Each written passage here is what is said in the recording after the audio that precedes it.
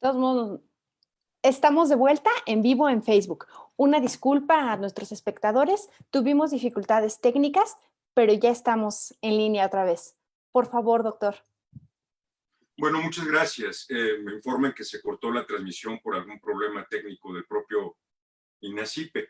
En primer término, agradecí a Gerardo Laviaga y a Gabriela Rosales la invitación para participar en este ciclo de conferencias y estaba realizando, no sé en qué momento se habrá cortado la transmisión, una síntesis de los temas que deseo abordar en esta plática, que son 5 grandes temas. En primer lugar, el porqué de esta plática o conferencia. Segundo, hacer una referencia de cómo la teoría del delito y particularmente la teoría de la culpabilidad ha evolucionado de manera constante y no dejará de hacerlo. Abordaremos las concepciones psicológica, normativa y dialéctica de la culpabilidad. En tercer lugar, me referiré a la influencia que han tenido las neurociencias en la vida en general y en las ciencias penales en particular. En cuarto lugar, hablaré de las posturas extremas. Por un lado, los neurodeterminismos y por otro, aquellos que niegan cualquier posibilidad de influencia de las neurociencias en la teoría del delito. Finalmente, trataré de plantear una solución a estas posturas extremas a través de una teoría que algunos autores han denominado el compatibilismo humanista y enumeraré una serie de posibles temas que sin duda serán materia de estudio por parte de la teoría de la culpabilidad en particular, la teoría del delito en general, en los próximos años y en las próximas generaciones. Bueno, primero, ¿por qué esta conferencia? Pues hace algunos días, concretamente fue el 24 y 25 de junio de este año, leí un mensaje en Twitter de Gerardo Laviaga, el muy distinguido director general del INACIPE. Gerardo Laviaga, siempre crítico, siempre provocador, motivando la reflexión y el debate, escribió lo siguiente: la neurociencia, temen algunos, nos va a retrotraer al infame derecho penal de autor. No habrá tal. Cuando la neurociencia alcance su potencial en la próxima generación, pronostica Gerardo, desaparecerán muchos castigos y muchos conceptos, culpabilidad y derecho penal de autor, por ejemplo. Además, se agregó en otro tuit, algunos abogados se ríen de la neurociencia a la hora de explicar la conducta humana. También lo hizo Rockefeller, que se enriquecía vendiendo queroseno para iluminar calles y casas. Cuando le hablaron de la bombilla eléctrica de Edison, no va a servir para nada, declaró. Bueno, estos son los 2 mensajes de Gerardo Laviaga que me parecieron muy interesantes y me hicieron pensar que como profesor e investigador invitado del INACIPE, como profesor de teoría de la culpabilidad, justamente en la maestría en ciencia jurídico-penal, pues tenía algo que decir y algo que aportar para abonar a este debate. La pregunta de Gerardo Laviaga es muy interesante, o su afirmación, de hecho, en el sentido de que va a desaparecer la teoría de la culpabilidad dentro de una generación. Y es por ello que, retomando algunas ideas de Eugenio Raúl Zaffaroni, probablemente a él se refería cuando señala que algunos abogados se ríen, Zaffaroni participó en una conferencia también del INACIPE, le hicieron una pregunta a propósito del alcance de las neurociencias, y creo que su reflexión se centra en el concepto siguiente: los seres humanos no permanecemos iguales. Si fuéramos iguales en todo el tiempo, a lo largo de toda nuestra vida, pues no ocuparíamos determinar el grado de culpabilidad de las personas. Y es que los seres humanos evolucionan permanentemente. Pero no solo los seres humanos, el derecho en general como ciencia social está en permanente cambio. La teoría del delito, por supuesto, también, y particularmente la teoría de la culpabilidad. El concepto de culpabilidad nace hacia finales del siglo XIX a partir de la denominada concepción psicológica de la culpabilidad. ¿En qué se basa esta concepción psicológica? Pues básicamente en el concepto de sentirse culpable, del sentimiento de culpa, de echarle la culpa a alguien, en la desaprobación por un hecho realizado que genera ese sentimiento de culpa. Pensemos, por ejemplo, en una persona, no sé, un joven universitario que lo invitan sus amigos a alguna fiesta y él tiene el compromiso, conforme a las reglas de su casa, de llegar antes de las 2 de la mañana. Y el joven llega de madrugada, amaneciendo a las 5 o 6 de la mañana, y bueno, sabe que rompió las reglas de la casa y en consecuencia sabe que es muy probable que tenga un castigo, que habrá un reproche por parte de sus padres y quizá, tal vez no, le genere un sentimiento de culpa.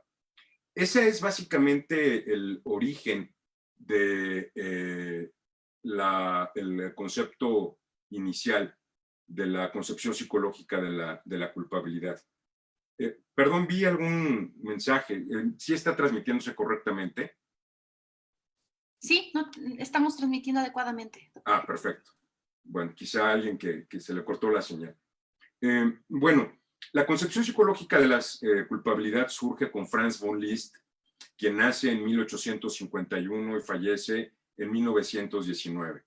Esta concepción psicológica tuvo fundamento en el causalismo naturalista, que a su vez estaba inspirado en el positivismo del siglo XIX. Esta teoría, que fue la primera, prevaleció prácticamente hasta los primeros años del siglo XX. Para Franz von Liszt, la culpabilidad se reducía a un proceso causal, a la responsabilidad por el resultado causado mediante un movimiento corporal voluntario. En este sentido, la teoría de la culpabilidad básicamente solo podía explicar las acciones y no las omisiones.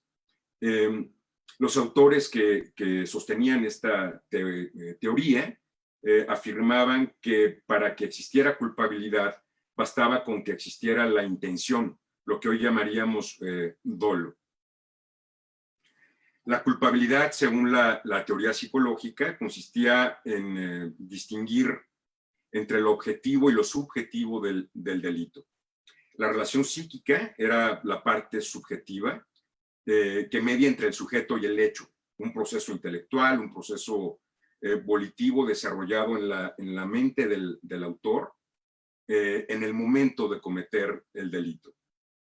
El presupuesto, el único presupuesto entonces, bajo la concepción psicológica que existía en torno a la culpabilidad era el ser imputable.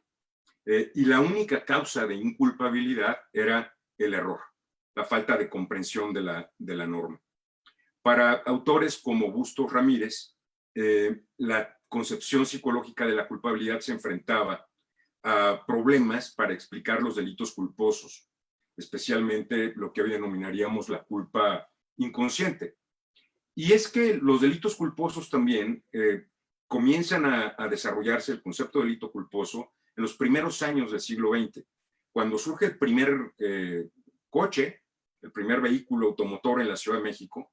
Héctor de Mauleón, en un libro que se llama Crónicas de la Ciudad, narra la llegada del primer vehículo a la Ciudad de México. El día en que circula este primer coche por Paseo de la Reforma, sucede el primer atropellado y el primer choque. Y esto se reproduce en todo el mundo. Entonces, lleva a la doctrina a adaptarse y a plantear la teoría de los delitos culposos. El segundo gran concepto de la culpabilidad es la concepción normativa. Reinhard Frank, que nace en 1860 y muere en 1834, fue quien postuló inicialmente esta teoría en un libro denominado Sobre la estructura del concepto de culpabilidad.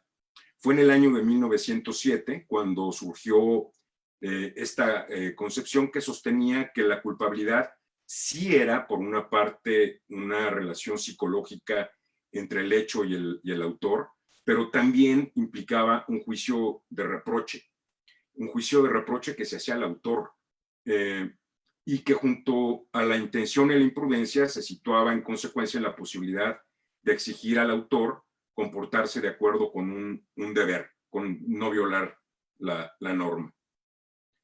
Más adelante, Bertolt Freudenthal, que nace en 1872 y muere en 1929, escribe el libro Culpabilidad y reproche en el derecho penal. Quizás su más importante aportación es establecer el requisito de exigibilidad e inexigibilidad de otra conducta como criterio para distinguir entre la culpabilidad y la inculpabilidad. Freudenthal explicaba que la culpabilidad nace de la desaprobación que se hace al autor cuando se le pudiera exigir actuar conforme a derecho y el autor, conforme a su libertad, su voluntad, decidió actuar de otro modo contra la ley. Este concepto es particularmente importante, este concepto de 1919, frente a las posturas neurodeterministas, porque los neurodeterministas básicamente señalan que el hombre no toma decisiones libres, que es un conjunto de procesos biológicos, bioquímicos, hormonales, que motivan la toma de decisiones, no a través de mecanismos necesariamente racionales. Y entonces, al no existir este libre albedrío, pues la teoría de la culpabilidad carecería de sustento, de fundamento, y en consecuencia la pena también. Recordemos que la culpabilidad es un puente entre el injusto penal, la conducta típica antijurídica, y la pena que se aplica a un autor bajo las teorías clásicas, subrayo, bajo las teorías clásicas, que hoy ya están superadas. Después, en los años 30, ya del siglo XX, la teoría finalista de la acción de Hans Welsel, pues aporta otros elementos. Él establece que la culpabilidad se basa en la libertad de la voluntad para actuar conforme a una norma jurídica. En este sentido, el reproche tiene como fundamento la imputabilidad, el dolo, la culpa y el estado normal de las circunstancias en que obra el autor. Así pues, la culpabilidad se convierte en un presupuesto de la pena y también en un fundamento y límite de las penas aplicables a quienes cometen delitos. En los años 50, y subrayo, aquí hago un paréntesis, vean cómo ha ido evolucionando, casi cada 10, cada 20 años hay una transformación, un cambio, un argumento que se adiciona a la teoría de la culpabilidad. No es estática y no lo será, continuará evolucionando. Bueno, en los años 50, el penalista alemán Armin Kaufmann, que nace en 1922 y fallece en 1985, concibe el concepto de reprochable, a aquel que pudiendo, de conducta reprochable, a aquel que pudiendo actuar de otra manera, esto es conforme a derecho, de manera consciente decide no hacerlo, violar la norma. Aquel que decide libremente matar, robar, secuestrar. La culpabilidad en este sentido está en la libertad de actuar y se puede reprochar a la persona cuando el autor pudo haber actuado libremente conforme a derecho. En los años 80, todos estos conceptos se cimbran, se rompen, porque se establece algo fundamental que se enfrenta a las posturas neurodeterministas. Y ojo, estoy hablando de los años 80 del siglo XX. En los años 80, autores como English, Muñoz Conde, Gimbernat, Mirpuch señalan que la capacidad de actuar de otro modo es indemostrable. O sea, nadie puede saber qué está pasando a ciencia cierta en la mente de una persona cuando comete un delito, cuando decide actuar contra la norma. Eso no se puede demostrar. Y en consecuencia, al no poder demostrarse esa capacidad de actuar conforme a un libre albedrío, la libertad, la voluntad, deja de ser un fundamento de la culpabilidad. Sobre todo, decían estos autores, es imposible mostrarlo, particularmente en los delitos culposos. Por ello, Gimbernat, por ejemplo, sugirió suprimir el concepto de culpabilidad por el concepto de necesidad de la pena. Preguntarse si la pena va a ayudar a una reinserción social, si la pena es útil, si la duración de la pena es la adecuada, si la pena produce un efecto de prevención general y especial. Estas reflexiones también las hace Claude Roxin en su libro Culpabilidad y Prevención en el Derecho Penal, que fue publicado en los años 80. Y Roxin incluso plantea sustituir el concepto de culpabilidad por el de responsabilidad, mientras que Zaffaroni habla de que más que de culpabilidad tendríamos que plantearnos el concepto de reprochabilidad del injusto penal al autor. Entonces, la posibilidad de actuar de un modo distinto no es el fundamento único, no es el fundamento exclusivo de la culpabilidad. La libertad, la voluntad humana no es el fundamento prácticamente desde los años 80. Y surge en las últimas décadas del siglo XX y en los primeros años de este siglo XXI el concepto dialéctico de la culpabilidad. Este concepto dialéctico plantea a través de Roxin, a través de Muñoz Conde y otros autores, que el concepto de culpabilidad tiene un fundamento de carácter social, porque nos explica por qué, para qué se recurre el Estado a un medio defensivo de la sociedad tan grave como puede ser una pena, y en qué medida y con qué personas debe hacerse uso de la pena. También subrayan el efecto de prevención general y prevención especial que produce la intimidación de la posible aplicación de una sanción penal. También la importancia de la pena para eventualmente tratar de evitar que una persona reincida en la comisión de un delito. Por otro lado, este nuevo concepto dialéctico de la culpabilidad permite distinguir las penas de las medidas. Las medidas son aquellas que se basan en un estado de peligrosidad y en las cuales no hay una declaración de culpabilidad de la persona. Pensemos en un menor de edad que es inimputable, pensemos en una persona que tiene un trastorno mental, a la cual se le aplica una medida de seguridad, no una pena, porque se le declara no culpable a raíz de carecer de capacidad de culpabilidad. En un Estado democrático de derecho, el Estado tiene que demostrar en qué condiciones hace uso de la pena y a qué personas las aplica. Claude Roxin rechaza la culpabilidad como fundamento de la pena, pero la subraya como límite, como una garantía de los gobernados para que las penas no resulten excesivas, no resulten desproporcionadas. Nuestra Constitución recoge este concepto. Muñoz Conde afirma que lo importante no es que el individuo pueda elegir entre varios haceres posibles, sino que la norma penal debe motivarle con mandatos, con prohibiciones, para abstenerse de dañar bienes jurídicos ante la amenaza de una pena. La culpabilidad, y de hecho en el prólogo de este libro de Claude Roxin, que fue traducido por Muñoz Conde, Muñoz Conde dice, hay que abandonar ese antiguo concepto arcaico, vetusto, indemostrable, de la libertad, de la voluntad como fundamento de la culpabilidad. Y tenemos más bien que basarnos en criterios que están en ley, que deben estar en ley, biológicos, psíquicos, culturales, y hoy nuestro Código Nacional de Procedimientos Penales los contiene. ¿Qué criterios biológicos? Bueno, la edad, por ejemplo. ¿Qué criterios psíquicos? La normalidad mental, el no tener una situación de imputabilidad permanente o transitoria. ¿Qué conceptos culturales? Bueno, la capacidad de comprender la norma. No se podría sancionar a una indígena tarahumara que en la sierra corta madera, porque así lo hacía su abuela, su madre, para poderse calentar, para calentar la comida, porque no comprende y no tiene por qué hacerlo, que el Código Penal Federal sanciona desde cortar un árbol. entonces estaríamos en presencia de un error de prohibición.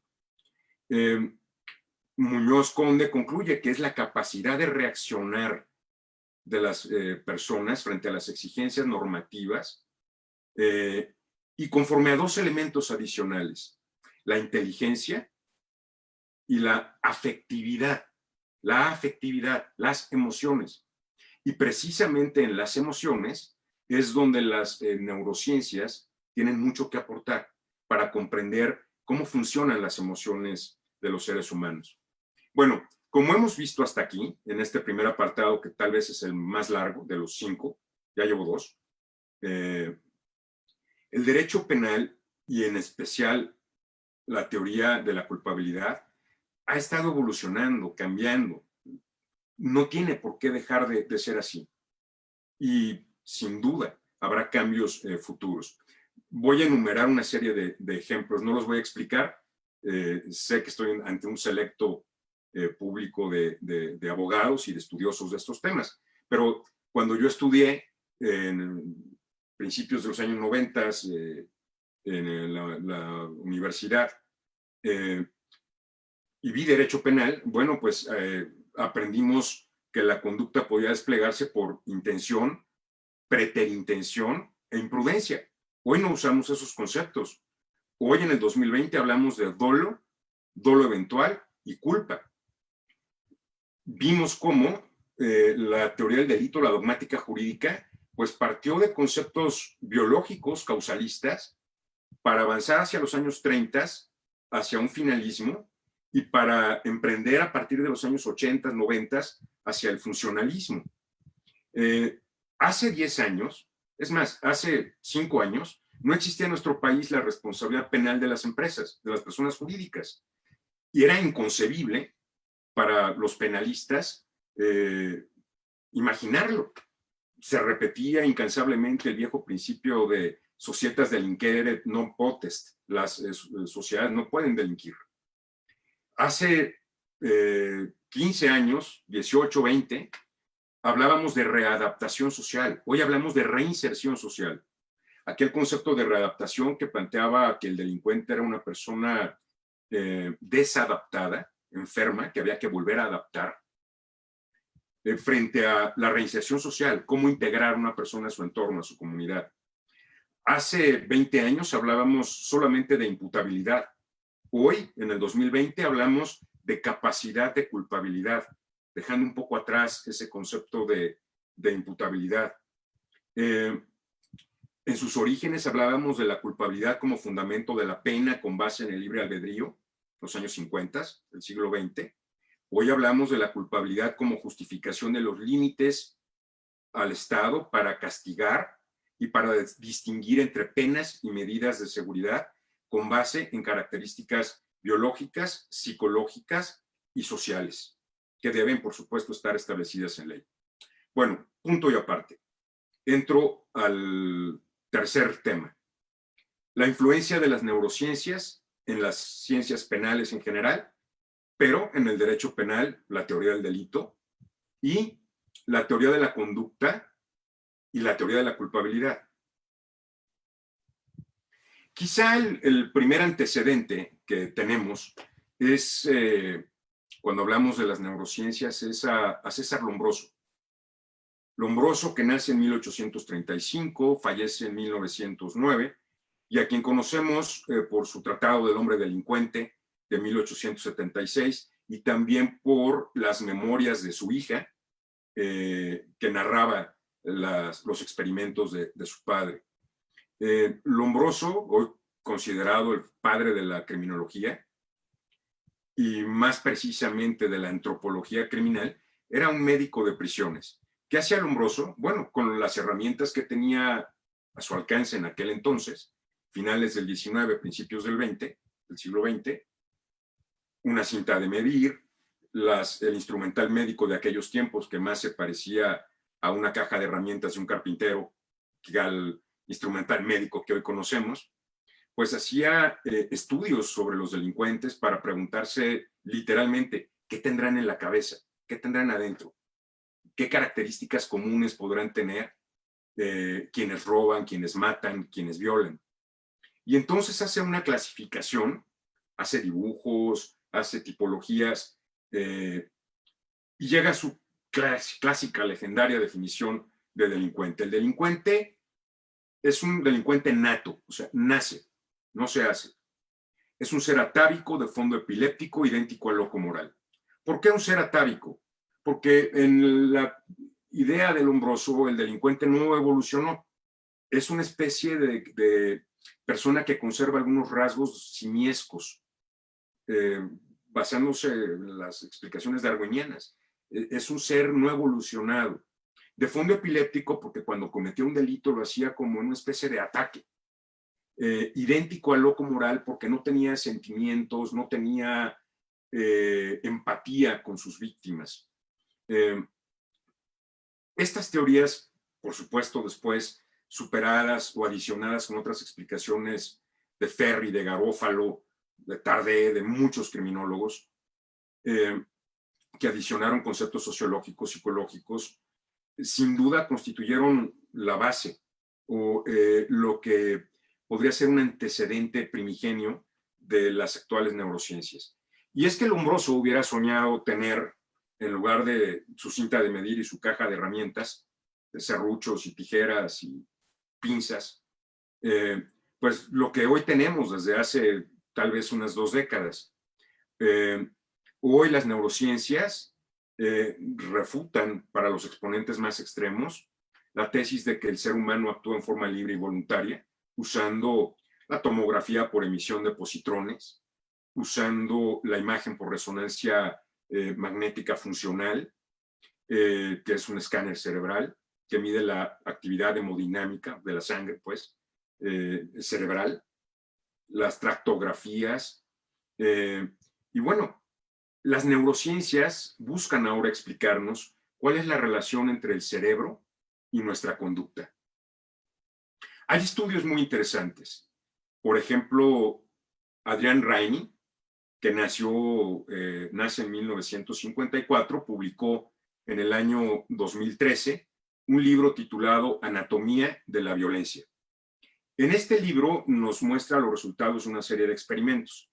Rainey comparó, mediante la tomografía de emisión de positrones, la actividad de la corteza prefrontal, o sea, digamos que arriba de las cejas y adentro de la cabeza, de 41 homicidas respecto de 41 personas que no eran delincuentes.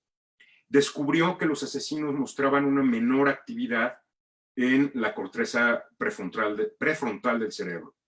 Después, otro estudio que realizó con 792 personas delincuentes e igual número de personas no delincuentes, mostró que las lesiones prefrontales se traducen en comportamientos arriesgados, irresponsables, en personas transgresoras de normas, no necesariamente las penales, en arranques emocionales, en personas agresivas y que tienen dificultad para hacer juicios morales o éticos.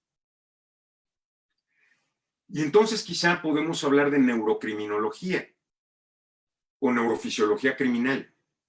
Y bueno, la falta de respuesta al miedo está asociada, según algunos experimentos, a algunas disfunciones en la amígdala.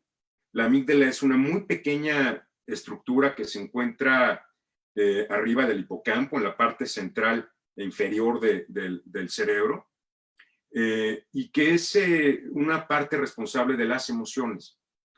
Los estudios demuestran que un déficit temprano en el condicionamiento autónomo al miedo predispone, pero no determina a la criminalidad adulta. Y esto hay que subrayarlo. O sea, todos los estudios neurocientíficos hablan de factores predisponentes, no determinantes, no son concluyentes. No podrían pronosticar y apostar de que una persona va a ser homicida. Pueden, seguramente, algunos estudios concluir que algunas personas tienen alguna predisposición a la agresividad, a la violencia, pero nada más. Y esa predisposición se contendrá de muy diversas formas, a través de mecanismos de control social o informal, social formal o informal. formal son las leyes, no solo las penales. Y los mecanismos informales pues son la familia, los valores, la moral, la ética, la religión, las costumbres. La neurocriminología, permítanme llamarla así, o neurofisiología criminal, que es una de las muchas ramas de las neurociencias, plantea y se pregunta si sería posible que a estas personas a las que se les encuentran este tipo, a las que eventualmente se les encuentran a través de estudios este tipo de alteraciones cerebrales, si sería posible implantarles, por ejemplo, chips o dispositivos electrónicos o estimuladores del cerebro que puedan mejorar su capacidad de querer y entender. En inglés se conoce esto como brain enhancement. En tal sentido, en el futuro habría que analizar y plantear si los sujetos mejorados, ya sea por estos chips o por inyectar sustancias, habrían de responder penalmente del mismo modo que aquellos que no aceptaron o que no quisieron o que no pudieron ser eventualmente mejorados. Las neurociencias influyen prácticamente en todos los ámbitos del conocimiento. Hoy podemos hablar de neuropolítica, podemos hablar de neuromarketing, neuroeducación, incluso hasta de neurofisiología del amor. Hay explicaciones para todas estas manifestaciones de la conducta humana, que son hasta cierto punto experimentales, pero que quizá concluyen en que 90% de nuestras decisiones se basan en emociones, más que en razones. Y estas emociones están influenciadas precisamente por mecanismos bioquímicos. En este sentido, ¿se podría llegar a predecir el comportamiento humano? Me parece que no, hoy no, quizá en un futuro. Y subrayar eventualmente y en todo caso, parece ser que estos mecanismos neuroquímicos podrían ser factores predisponentes, pero no determinantes de la conducta. Nuestra libertad se ejerce con base en información, dicen algunos estudios neurocientíficos, con base en información acumulada en el cerebro. Esto es, plantean que al nacer ya tenemos algo de información que viene genéticamente precargada. Y que las razones que nos motivan a hacer algo dependen más de emociones que de razones. Y estas son unas de carácter consciente, pero que hay otras de carácter inconsciente. Y esto resulta particularmente relevante. Esto es, dicen algunos estudios que antes de que se manifieste alguna actividad cerebral en la toma de una decisión, la información precargada empieza a generar sinapsis y mecanismos de comunicación cerebral que dan inconscientemente una respuesta o una decisión que segundos después se va a manifestar de manera consciente. ¿Por qué es relevante? Porque esto tendría una implicación en la teoría de la conducta. Y por ello denominé esta conferencia no solamente teoría, neurociencias y teoría de la culpabilidad, sino neurociencias y teoría del delito. La teoría de la conducta es el primer elemento de la teoría del delito, conducta típica antijurídica culpable. Y después, consecuencias jurídicas de la pena. Perdón, consecuencias jurídicas del delito.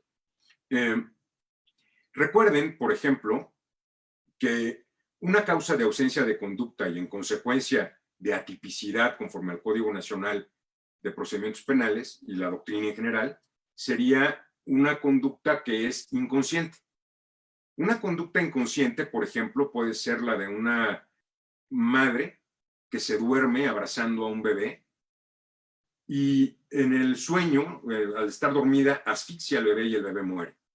No se podría imputar penalmente a la madre porque esa conducta desplegada por acción culposa fue realizada de manera inconsciente. Y la conducta, para que sea penalmente relevante, pues debe ser una conducta consciente, libre y voluntaria. Y ante estados de inconsciencia, hoy nuestro código plantea una serie de circunstancias, y la doctrina en general, para excluir al delito. Entonces, un planteamiento futuro sería, si algunas decisiones se toman de manera inconsciente por el cerebro y las neurociencias llegan a demostrarlo en algunos años, quizá podría ampliarse el catálogo de circunstancias que excluyen al delito a través de ausencia de conducta por estados de inconsciencia. Como ha sucedido, bueno, no solo es el sueño, el sonambulismo o el hipnotismo, que no conozco ningún caso, pero toda la doctrina los refiere, son otros ejemplos de ausencia de conducta por estados de inconsciencia. Y bueno, nos lleva a plantear muchas preguntas. Por ejemplo, ¿qué pasaría si una persona es floja porque lo trae en sus genes? Afirman algunos neurocientíficos. Entonces, ¿habría que darle subsidios? ¿No? Repartirles dinero porque sabemos que no van a poder hacer algo en un afán de combatir la desigualdad social. Si una persona es infiel porque lo trae en sus genes, como afirman neurocientíficos, ¿habría que considerársele como víctima de sus genes? Los candidatos en campañas electorales podrían repartir dulces o golosinas con oxitocina para atraer votantes. Podría aplicarse a delincuentes medicamentos para suprimir su comportamiento delictivo, por ejemplo, a un delincuente sexual para disminuir su testosterona, aunque esto pueda tener efectos secundarios como esterilidad o impotencia.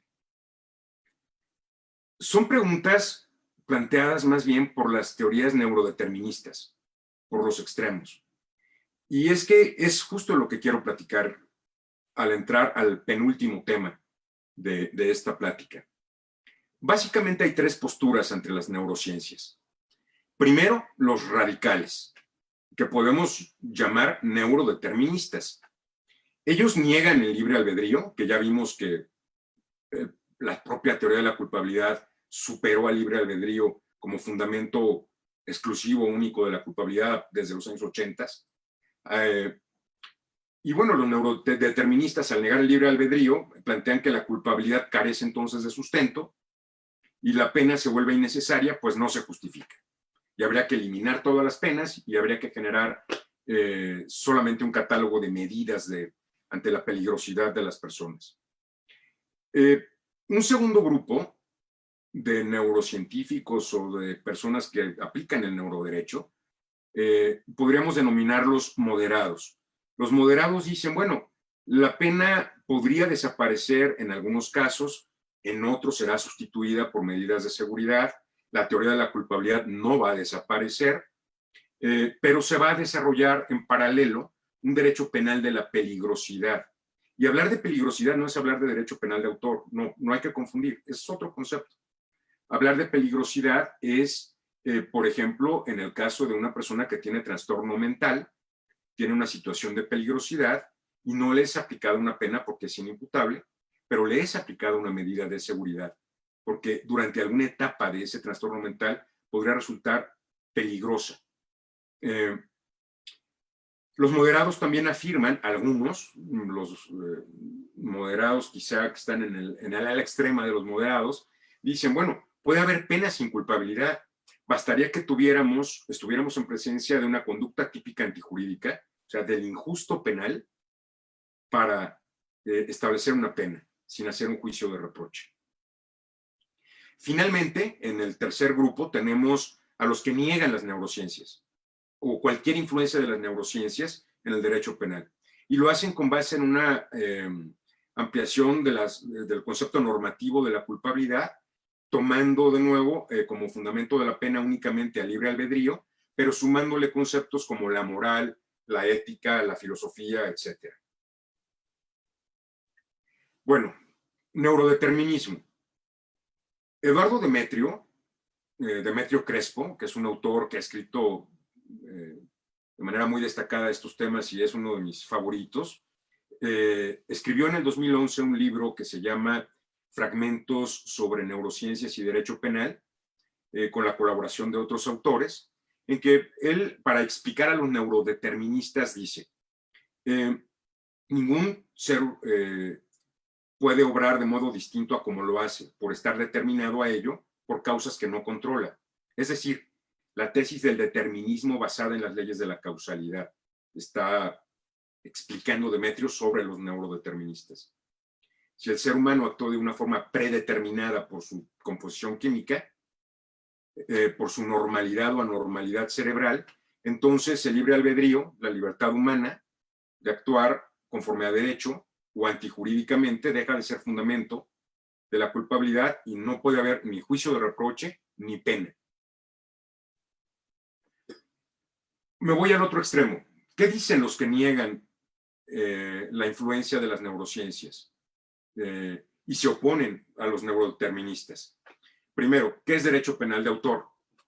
El derecho penal de autor, en lugar del derecho penal de acto, es aquel que califica a las personas, las etiqueta, es judío, es negro, es latino, es pobre, es de determinada religión, y se construye un derecho para exterminarles, para perseguirles. Los que postulan el derecho penal de autor frente al neurodeterminismo dicen, claro, van a clasificar a las personas y les van a pretender trepanar el cerebro, van a pretender modificarlas en algo que Aldous Huxley hubiera quizá adicionado a su libro de Un Mundo Feliz. Y esto debe evitarse, dicen quienes postulan este derecho penal de autor. Se castigaría a quienes, sabiendo que tienen una anormalidad cerebral, no usaron dispositivos o estimuladores cerebrales para ser normales. Incluso afirman que podría tratarse de una anticipación de la pena a quienes tienen una anormalidad cerebral. O sea, si yo sé que la persona es agresiva, que va a cometer un delito, bueno, pues me adelanto, ¿no? A lo mejor lo encierro en un hospital, le pongo un chip antes de que cometa el delito, y esto es una anticipación de la pena característica de los derechos penales autoritarios. Segundo argumento de quienes niegan el neurodeterminismo o la influencia de las neurociencias, no tiene validez universal, dicen. ¿Por qué? Jim Bernat, entre otros, afirman, así como la capacidad de actuar de un modo distinto es indemostrable, o sea, la capacidad de actuar conforme a derecho y decidir no hacerlo, esto es, como hemos señalado, indemostrable, también lo es la hipótesis determinista. Las neurociencias afirman, hoy, en el 2020, no tienen validez universal, porque no se puede afirmar con un puñado de experimentos realizados, si quieren, en las mejores universidades del mundo, pero al final del día, un puñado de experimentos sobre algunos cuantos miles de personas, que estos experimentos permitan arribar a conclusiones universales y que sean determinantes. Este último argumento lo sostiene Fulgenroth en un libro del 2003. Tercer argumento, la conciencia moral. Quienes se oponen al neurodeterminismo y a la influencia de las neurociencias dicen, bueno, las neurociencias están proponiendo una pretendida igualdad entre los cerebros animales y los cerebros del animal humano, que no se basa en pruebas irrefutables, sino en ratones, en pulpos hembra, y algunos otros animales, ratones de ciudad y de campo y de montaña, que no son concluyentes, porque hay una enorme diferencia entre los animales no racionales y el animal humano, el ser humano. Y es que la libertad está, dicen quienes postulan el neurodeterminismo, que la libertad está limitada por las características biológicas. A manera de ejemplo, señalan, a ver, elige volar. Pues no puedes volar, los seres humanos no vuelan, ¿no? Mientras que quienes plantean el argumento de la conciencia moral para oponerse a este, señalan que los seres humanos, a diferencia de los animales y de las fuerzas naturales, tienen inteligencia y razón, y que salvo graves perturbaciones o desviaciones, tienen conciencia moral, y la conciencia moral hace distinguir entre lo bueno y lo malo. Y los animales no pueden distinguir entre lo bueno y lo malo, aunque aparentemente tengan comportamientos cuasi humanos, cuasi heroicos. Cuarto argumento, ciencias y métodos distintos. Señalan, por ejemplo, Diego Manuel Luzón Peña, que hay que insistir que un siglo después de que comienzan estos estudios, algo se puso de relieve a partir de la concepción neoclásica del delito basándose en aportaciones del neocantismo. El método de las ciencias naturales no es adecuado para entender a las ciencias sociales. No es adecuado para el método de las matemáticas, de la física, de la biología, no es adecuado para entender las llamadas ciencias del espíritu, las ciencias humanas y sociales, la sociología, el derecho, la comunicación. Claude Roxin, por otra parte, dice, mejor no perdamos tiempo. Roxin dice, se puede prescindir de tomar partido entre neurodeterministas y los que lo niegan, a efectos de la culpabilidad, porque respecto de esta polémica, cada quien va a tomar partido de acuerdo al campo de conocimiento teórico, cognitivo, en el que se desempeñe, ¿no? Y cada quien va a tomar partido por la que le parezca la más convincente. Finalmente, para cerrar esta conferencia, la solución a los extremos se conoce como el compatibilismo humanista. Quisiera, además de plantear esta corriente, esta teoría, tratar de aportar algún catálogo de reflexiones futuras, quizá, como bien dice Gerardo Laveaga, para una siguiente generación, sobre algunos aspectos que podrían cambiar en la teoría de la conducta, la teoría de la culpabilidad y la teoría del delito en general. Bueno, quien postula el compatibilismo humanista frente a las neurociencias es fundamentalmente Eduardo Demetrio Crespo, profesor de la Universidad de Castilla-La Mancha. Demetrio Crespo dice, solo desde una consideración profundamente humanista puede tener cabida en el discurso penal y criminológico cualquier avance científico, incluido el de las neurociencias. Esto nos lleva, por tanto, a tomar en cuenta lo que las ciencias biológicas tienen que decir acerca del comportamiento humano, incluso, en su caso, acerca de los criterios que empleamos para imputar responsabilidad penal. Y en todo caso, esto tiene que pasar por el filtro de la dignidad del ser humano. Ningún avance, por más impresionante que sea de las ciencias exactas, puede pasar por encima de la dignidad del ser humano. Bernardo José Feijó Sánchez, también profesor español, que escribió un libro llamado Derecho Penal, Neurociencias y Bien Jurídico, da tres rubros que habría que profundizar.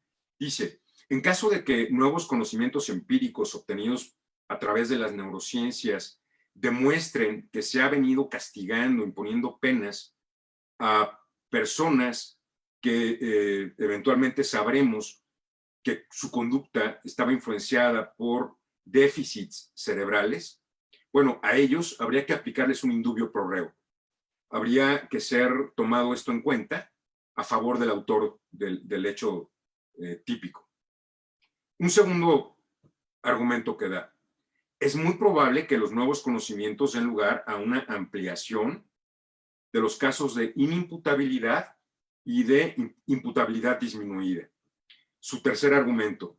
Cualquier medida que se pudiera adoptar como alternativa a los castigos tradicionales deberá respetar los mismos límites y garantías materiales y procesales que hoy amparan a los sujetos considerados culpables en el marco del Estado de Derecho. Bueno, yo quisiera aportar 10 reflexiones sobre posibles cambios, sobre temas de estudio futuro.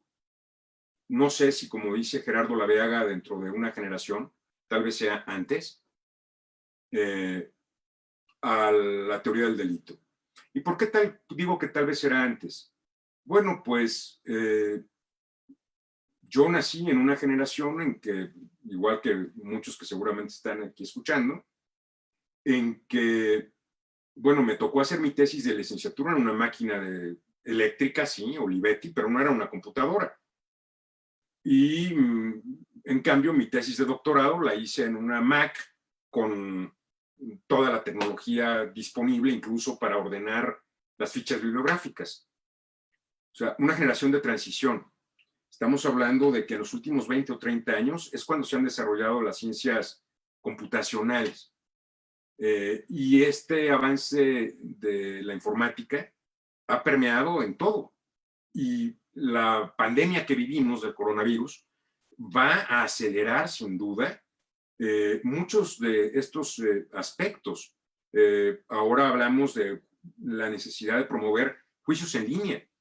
La Suprema Corte de Justicia está haciendo un esfuerzo muy importante en ese sentido, el Poder Judicial de la Federación.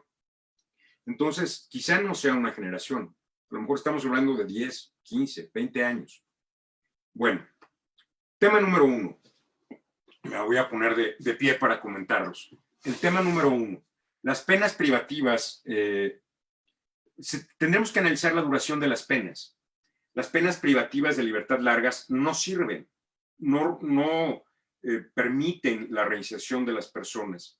Son simplemente producto del populismo penal, ¿no? Se comete un gran crimen y los legisladores proponen aumentar la pena como solución de política criminal completamente errónea.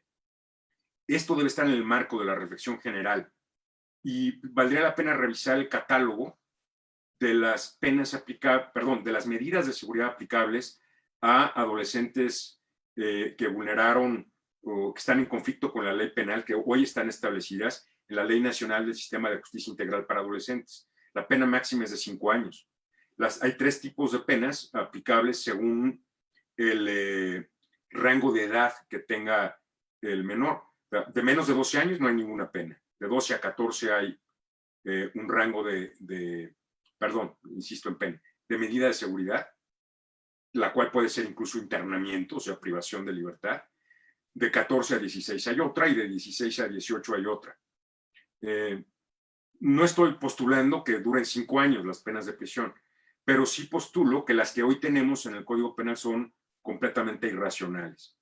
En Europa la experiencia es que las penas sean lo más cortas posibles.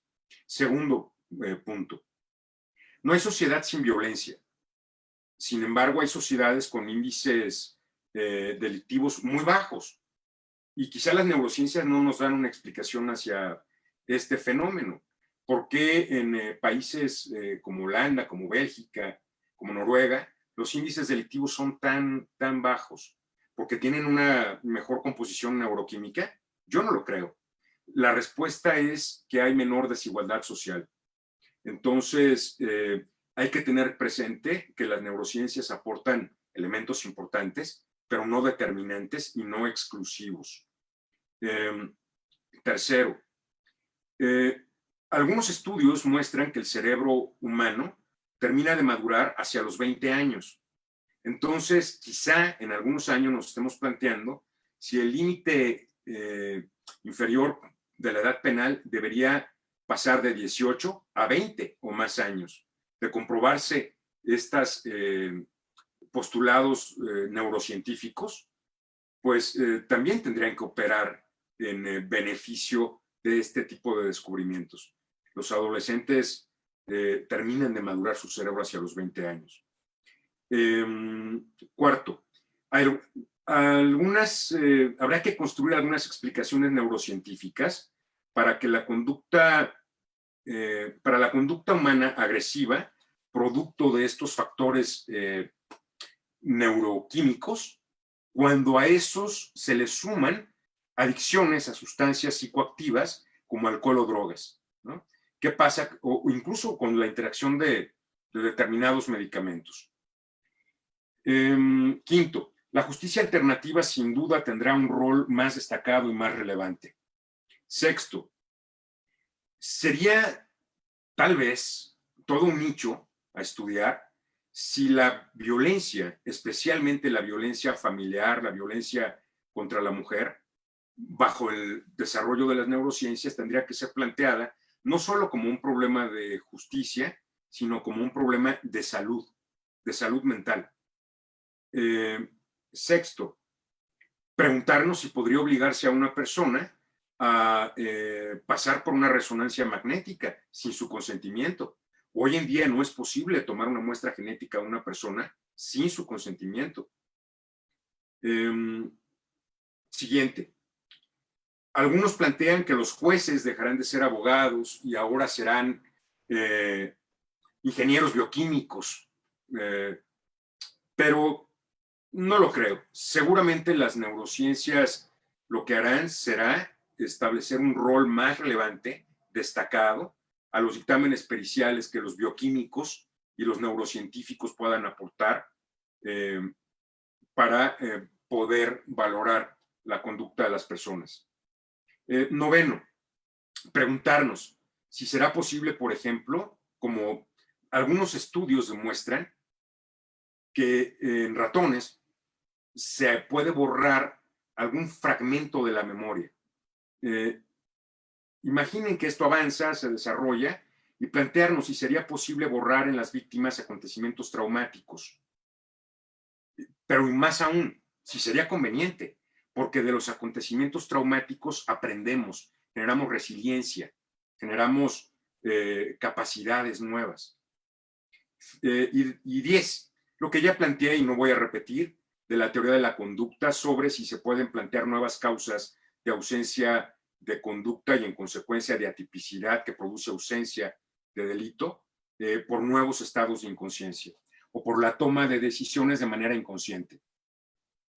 A manera de conclusión, para entrar ya a atender las preguntas que amablemente han formulado. Stefan Schelem, de la Universidad de Groningen, en un libro publicado en 2011 titulado Cómo la neurociencia desafía a la ley y a la moral, señala: menospreciar o ignorar la capacidad de influencia de las neurociencias sobre el derecho en general, no solo sobre el derecho penal, sería como no querer asomar la mirada a lo que se avecina, lo que no significa que haya que aprobarlo, sino más bien darse cuenta que se trata de un nuevo escenario. Yo coincido plenamente con él. Thomas Kuhn, en su libro La estructura de las revoluciones científicas, publicado en 1976, señala que es improbable que la llamada revolución neurocientífica lleve consigo un cambio de paradigma cultural que haga tambalear los principios jurídicos fundamentales, especialmente aquellos que protegen la dignidad de las personas. Esto no significa, sin embargo, que no haya que estar alertas ante la evolución que pueda llegar a producirse, porque los eventuales efectos positivos pueden también convertirse en enormemente perniciosos si no aprendemos las lecciones del pasado.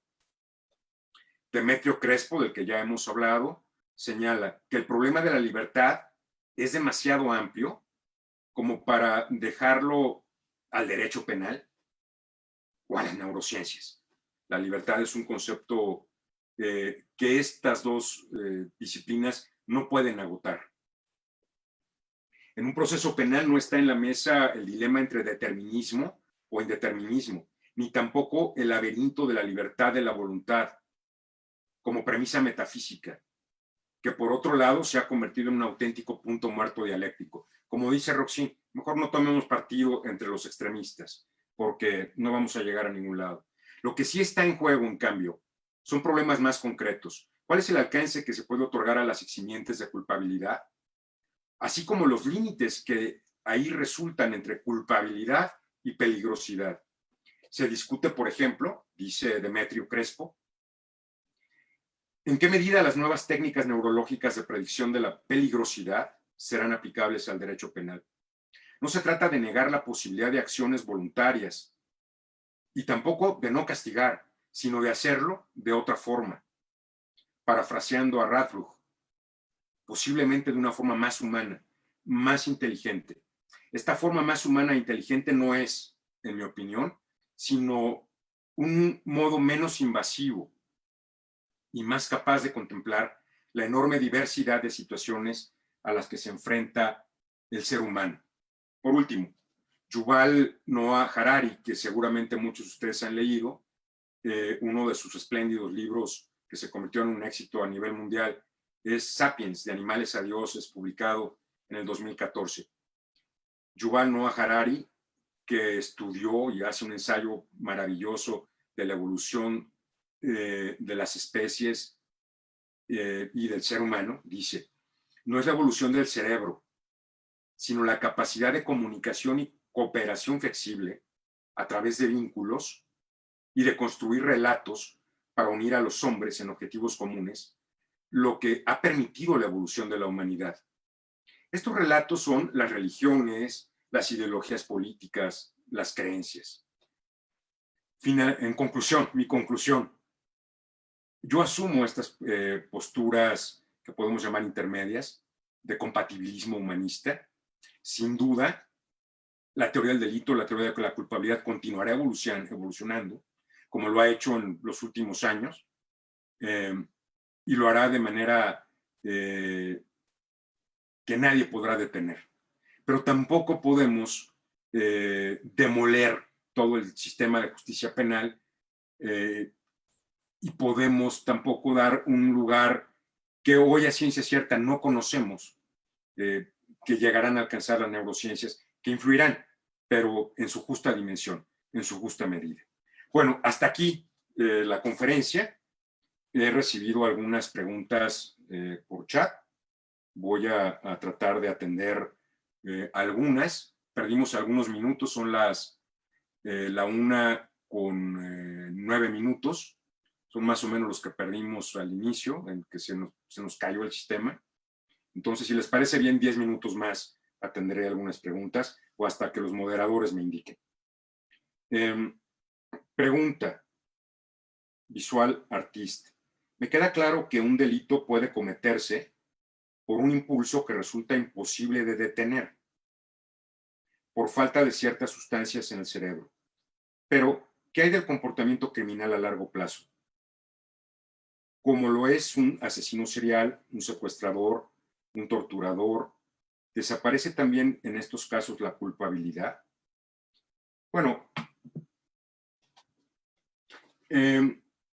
me parece que si lo analizamos en tiempo presente, tendríamos que señalar que conforme a la criminología, Sutherland, por ejemplo, que desarrolló el concepto de delincuencia de cuello blanco, rompe con todas las tendencias de tipología de criminales que surgen desde el Lombroso, porque el Lombroso planteaba prácticamente, son los feos los que cometen delitos, los que parecen simios, los que tienen las manos más largas, los que tienen la mandíbula salida.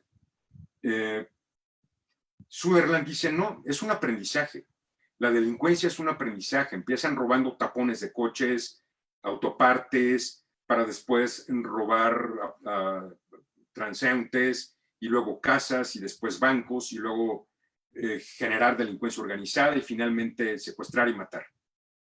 Y creo que ese comportamiento criminal no depende, es un aprendizaje, pero no depende de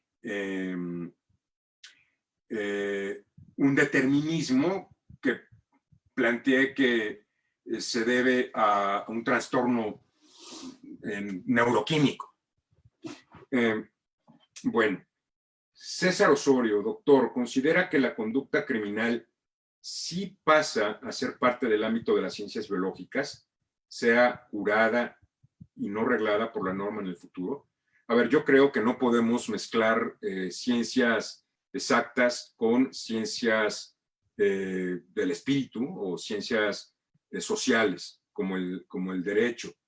Considero que tiene que haber aportaciones de las ciencias exactas al derecho y del derecho a las ciencias exactas, en una comunicación fluida que permita el desarrollo de ambas, pero por ningún concepto me imagino al derecho después siendo parte de las ciencias biológicas o viendo a jueces que en lugar de ser abogados son neuroquímicos o son biólogos químicos o bioquímicos. seguramente los peritos en esas disciplinas adquirirán un papel más relevante, más destacado, fundamental, pero nada más. Pregunta María Fernanda Ramírez, ¿la neurociencia nos lleva a replantearnos qué es la libertad? ¿De qué manera o en qué grado impactará esto en los códigos penales y en la impartición de justicia? Bueno, sí, desde el punto de vista de las neurociencias existe ese planteamiento sobre hasta qué punto la conducta depende de la voluntad humana o hasta qué punto viene precargada en algunos casos o condicionada. O sea, precargada me refiero a factores genéticos o condicionada por alteraciones neuroquímicas. Pero desde el punto de vista del derecho y especialmente de la teoría de la culpabilidad, ese debate se superó, se planteó en los años 80. En los años 80 se dijo con toda claridad, a ver, la capacidad de actuar de un modo distinto es indemostrable. English, Muñoz Conde, Gimbernat, Mirpuch, todos coincidieron, Roxin, no podemos sostener el aparato crítico de la teoría de la culpabilidad en algo que no podemos demostrar. Entonces, creo que quedó superado. Jolios Cos, el atribuir las conductas humanas a los neurotransmisores y sustancias corporales no es negar el contenido simbólico sobre el que se constituye el psiquismo. Sí, para los neurodeterministas sí. Sin embargo, habría que tomar otro tipo de posturas humanistas intermedias. Horacio Reyes Pérez, ¿las neurociencias forjarán un nuevo sistema jurídico penal? Es decir, ¿tendrán que reformarse algunas normas penales? Sí, sin duda, Horacio. Y tal vez no necesariamente por las neurociencias. Por ejemplo, hoy, a diferencia de en México de hace 4 años, 5 años, tenemos ya la posibilidad de imputar penalmente a una persona jurídica, a una ficción, a una empresa, como se imputa a una persona física. Y eso hizo que se desarrollara toda una teoría de la culpabilidad para las empresas, para las personas jurídicas. Nuestro Código Penal tiene un artículo, el 424-25, que habla de cómo establecer el grado de culpabilidad de una persona jurídica. Nuestro derecho continuará evolucionando, es una característica necesaria y natural. Y si las neurociencias tienen algo que aportar, serán, sin duda, un factor determinante, y seguro tienen mucho que aportar para que el derecho evolucione. ¿Qué análisis podría emitir de la película Naranja Mecánica? Bueno, se los debo. La vi hace muchos años, no me acuerdo. Veo que ahora está en teatro. Pero no recuerdo exactamente ya la película. Quizá más de 10 o 15 años que la vi. Peggy Pérez, en las neurociencias nos podemos apoyar para acreditar un elemento subjetivo en materia penal. En este momento no, pero es probable que en un futuro sí. Federico Vázquez, la utilización de las neurociencias podría convertirse en un mecanismo para justificar alguna conducta delictiva para que quienes cometen un delito eviten el castigo correspondiente. Bueno, esa es una preocupación que tienen quienes niegan la influencia de las neurociencias. Dicen, bueno, pues entonces, y lo planteé de algún modo cuando dije, bueno, y no en temas necesariamente de derecho penal, si una persona es floja porque así vienen sus genes y en su neuroquímica, ¿le vamos a dar un subsidio? Si una persona es infiel porque así vienen sus genes y en su neuroquímica, ¿le vamos a considerar víctima de sus infidelidades? Si una persona delinque porque tiene un desorden neuroquímico que le hace ser más agresiva, ¿le vamos a considerar víctima? Yo creo que no. No está planteando eso el futuro de la teoría de la culpabilidad. Lo que se está planteando es esa persona probablemente tenga una imputabilidad disminuida, entraría al terreno de un derecho penal de peligrosidad, que no hay que tener miedo a ese concepto. Ese concepto explica las medidas a adoptar, como sucede con los inimputables menores de edad o de trastorno mental, y se le aplicará una medida especial, que puede ser incluso de internamiento. Luego, Jolie Oscos, dejar las explicaciones causalistas de la conducta humana en la neurociencia no es negar los aspectos simbólicos de lo social que influyen en la conducta. Bueno, es que hay algo, en mi impresión muy personal, muy curioso. Las neurociencias, en algún sentido, están regresando hacia conceptos causalistas a las primeras explicaciones, ¿no? Pero guardando distancia. Entonces, es interesante. Déjenme ver, si les parece bien, dos más y ya. Paul César Castillo, buenas tardes, excelente ponencia, muchas gracias. Disculpe, la criminología, especialmente su rama en la neurocriminología, ¿qué papel jugaría para la aplicación de las neurociencias en el sistema penal acusatorio mexicano? Bueno, desafortunadamente hoy a la criminología en general, quitémosle el apellido a la criminología, crítica o neurocriminología o sociología criminal o la que sea, desafortunadamente solo se le ha dado una aplicación en el sistema penitenciario, por un lado, y por otro, para la prevención de conductas delictivas, pero sin darle la relevancia y el papel destacado que merece. Entonces, me parece que la participación en su momento de neurocriminología o neurofisiología criminal podría ser a través de dos elementos. La prevención de conductas, cuando sabemos que existe un riesgo de que puedan cometerse, un derecho penal preventivo, y para utilizar esos conceptos en la justicia alternativa, en procesos de mediación y conciliación. Y finalmente, última pregunta, Beto Sosa, el incremento de las penas, obvio, no lleva a la reinserción del imputado. Ahora bien, cuando dictan una sentencia de más de 100 años, ¿esta sería congruente? ¿Es verdadera impartición de justicia? ¿Qué defensas le queda al sentenciado si le imponen una pena que ningún ser humano puede soportar? ¿Podría invocar en protección de sus derechos humanos y debido proceso que no es una sentencia congruente con la propia realidad de la vida humana? Bueno, mencioné que una de las cosas que tendrán que cambiar necesariamente es la duración de las penas.